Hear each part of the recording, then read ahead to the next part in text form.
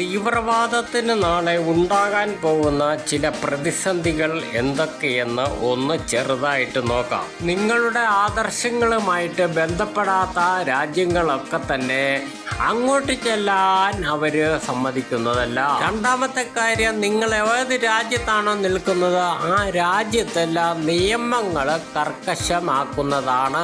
അപ്പോൾ നിങ്ങളുടേതായ പൗരത്വം ക്യാൻസലാക്കാൻ സാധ്യതകൾ ഏറെയാണ്.